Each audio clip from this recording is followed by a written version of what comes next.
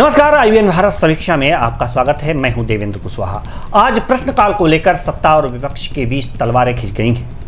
प्रश्नकाल राजनीतिक गलियारों में एक ऐसा प्रश्न बन गया है जिसका जवाब जनता भी जानना चाहती है। कुछ जनता यह जानना चाहती है कि आखिर यह प्रश्नकाल किस चिड़िया का नाम है जिसके लिए सत्ता और विपक्ष एक दूसरे से दो हाथ करने को तैयार है। विपक्ष सरकार पर यह आरोप लगा रही है कि सरकार लोकतंत्र की हत्या कर रही है और सरकार अपने बचाव में कोरोना को जिम्मेदार बता रही है।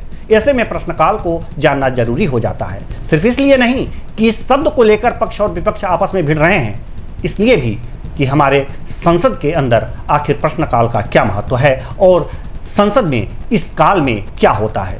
तो आइए सबसे पहले प्रश्नकाल के बारे में जानते हैं। लोकसभा की बैठक का पहला घंटा सवाल पूछने के लिए होता है, इसे प्रश्नकाल कहते हैं। प्रश्नकाल संसद के कार्यवाही का हिस्सा है। प्रश्नकाल के दौरान लोकसभा सदस्य प्रशासन और सरकार के कार्यकलापों के प्रत्येक पहलू पर प्रश्न पूछ सकते हैं।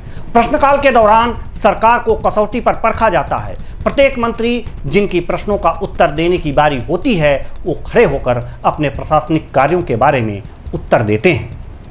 प्रश्नकाल के दौरान पूछे गए प्रश्न तीन प्रकार के होते हैं: तारांकित प्रश्न, अतारांकित प्रश्न और अल्प सूचना प्रश्न। तारांकित प्रश्न वह प्रश्न होता है जिसका सदस्य सदन में मौखिक उत्तर चाहता है और जिस पर तारांक लगा होता है। अतारांकित प्रश्न वह होता है जिसका सदस्य सदन में मौखिक उत्तर नहीं चाहता। अतारांकित प्रश्न पर पूरक प्रश्न नहीं पूछे जा सकते। अतारांकित प्रश्नों के उत्तर लिखित रूप में लिए जाते हैं और वो जिस दिन के लिए होते हैं उस दिन सदन की बैठक के आधिकारिक प्रतिवेदन में मुद्रित किए जाते हैं।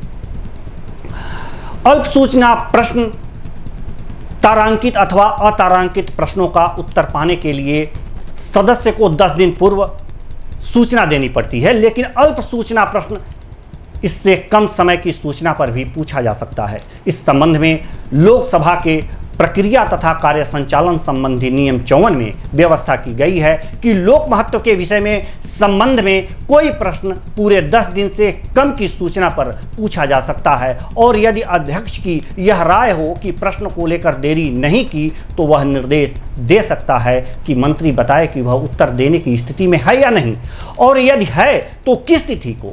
यदि संबंधित मंत्री उत्तर देने के लिए सहमत हो तो ऐसे प्रश्न का उत्तर उसके द्वारा दर्शाए गए दिन को दिया जाएगा और वह मौखिक उत्तर के लिए प्रश्न सूची में दिए गए प्रश्नों को निपटाए जाने के तुरंत बाद पुकारा जाएगा। यदि मंत्री अल्प सूचना पर प्रश्न का उत्तर देने में असमर्थ हो और अध्यक्ष की राय हो कि प्रश्न पर्याप्त लोक महत्व का है कि सभा में उसका मौखिक उत्तर दिया जाना चाहिए, तो वह निर्देश दे सकेगा कि प्रश्न 10 दिन की सूचना की अवधि पूरी होने पर प्रश्न सूची में प्रथम प्रश्न के रूप में रखा जाए। प्रश्नकाल की शुरुआत कैसे हुई, आइए हम अब इस पे चर्चा करते हैं। अब बात आती है कि आखिर प्रश्नकाल की शुरुआत कैसे हुई, तो इसका जवाब भी बड़ा आसान है। जैसा कि हम जानते हैं कि भारत का संविधान कई देशों के संविधानों का मिश्रण है। ऐसे में यह पद्धति किस देश के संविधान से ग्रहण किया गया, इस सवाल का जवाब भी जानने की उत्सुकता बन ही जाती है। तो आइए उस उत्सुकता को ही दूर किए देते हैं। आपको बता दें कि भारत ने यह पद्धति इंग्लैंड से ग्रहण की, जहां सबसे पहले 1721 में इसकी शुरुआत हुई थी। भारत में संसदीय प्रश्न पूछने की शुरुआत 1892 के भारतीय परिषद अधिनियम के तहत हुई। आज़ादी से पहले भारत में प्रश्न पूछने के अधिकार पर कई प्रतिबंध लगे हुए थे, लेकिन आज़ादी के बाद उन प्रतिबंधों को खत्म कर दिया गया। अब संसद सदस्य लोक महत्व के किसी ऐसे विषय पर जानकारी प्राप्त करने के लिए सवाल पूछ सकते हैं जो मंत्री के विशेष संज्ञान में हो। सांसदों को प्रश्न तो पूछने का अधिकार है, लेकिन ऐसा नहीं है कि संसद के सदस्य कोई भी उल जुलूल प्रश्न पूछ सकते हैं। इसके लिए कुछ बंधन भी है।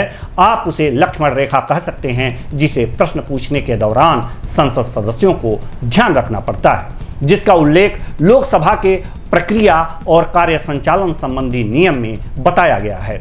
इसके नियम 41(2) में इस बात का उल्लेख किया गया है कि किन तरह के प्रश्नों को प्रश्नकाल के दौरान लिया जा सकता है। इसमें बताया गया है कि लोक महत्व के उस प्रश्न के प्रश्नों को लिया जा सकता है जिसमें अनुमान, व्यंग, आरोप प्रत्यारोप और मान हानिकारक शब्दों का इस्तेमाल नहीं किया गया हो।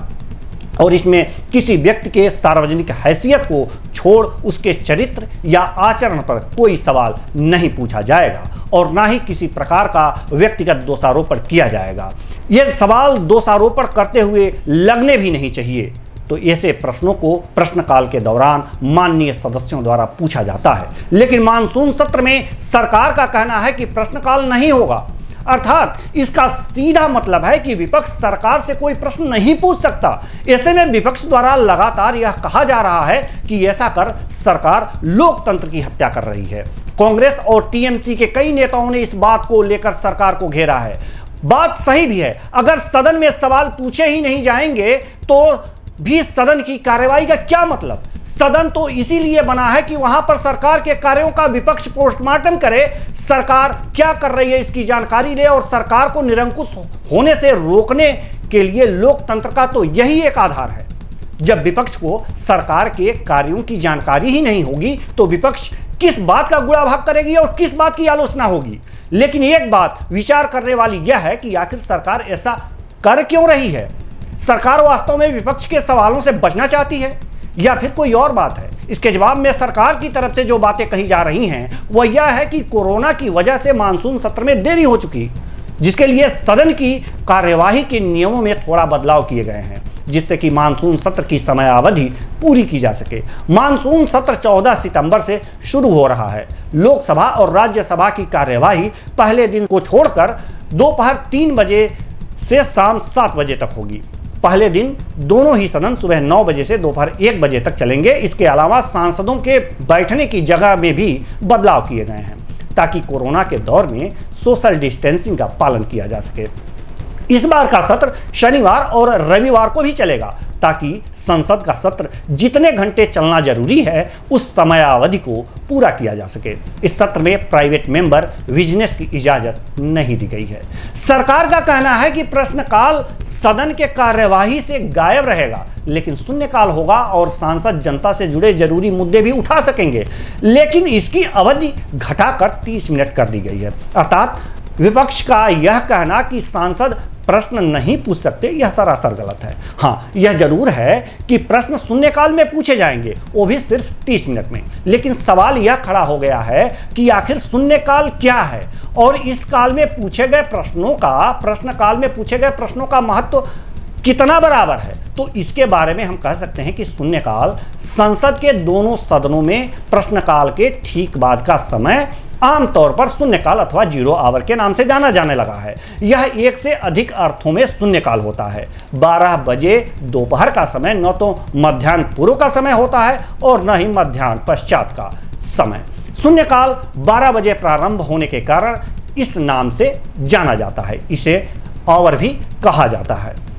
शून्यकाल पूरे घंटे तक चलता है, अर्थात 1 बजे दिन में सदन का दिन के भोजन के लिए अवकाश होने तक। अतः नियमों की दृष्टि से तथाकथित शून्यकाल एक अनियमितता है। प्रश्नकाल के समाप्त होते ही सदस्यगण ऐसे मामले उठाने के लिए खड़े हो जाते हैं जिनके बारे में वो महसूस करते हैं कि कार्यवाही करने में देरी नहीं की जा सकती। हालांकि इस प्रकार मामले उठाने के लिए नियमों में कोई उपबंध नहीं है। ऐसा प्रतीत होता है कि इस प्रथा के पीछे यही विचार रहा है कि ऐसे नियम जो राष्ट्रीय महत्व के मामले या लोगों की गंभीर शिकायतों संबंधी मामले सदन में तुरंत उठाए जाने में सदस्यों के लिए बाधक होते हैं, वे निरर्थक हैं। आजकल शून्यकाल में उठाए जाने वाले कुछ मामलों की पहले से दी गई सूचना के आधार पर अध्यक्ष की अनुमति से एक सूची भी बनने लगी है। इसके महत्व का अंदाजा आप इसके शुरुआत से लगा सकते हैं। शून्यकाल का आरंभ 1960 व 1970 के दशक में हुआ, जब बिना पूर्व सूचना के अविलंबनीय लोक महत्व के विषय उठाने की प्रथा विकसित हुई। शून्यकाल के समय उठाने वाले प्रश्नों पर सदस्य तुरंत कार्रवाई चाहते हैं। अर्थात बात तो बिल्कुल साफ हो गई कि शून्यकाल में उठने वाले प्रश्न भी लोक महत्व के होते हैं, लेकिन इसके लिए नियमों का कोई उपबंध नहीं है। ऐसे में साफ कहा जा सकता है कि प्रश्नकाल में सरकार के कार्यों की जानकारी ली जा सकती है, लेकिन शून्यकाल में ऐसे मुद्दे उठाए जा सकते हैं जो राष्ट्रीय महत्व के हों और गंभीर हों, जिन पर कार्यवाही की तत्काल आवश्यकता हो। ऐसे में सदन की कार्यवाही से प्रश्नकाल का नदारद होना सरकार का विपक्ष के सवालों से बचने के एक उपाय है। जो कोरोना की आड़ में बड़ी सफलता से सरकार छुपा रही है। तो IBN भारत समीक्षा में आज के लिए बस इतना ही। मुझे दीजिए इजाजत। नमस्कार।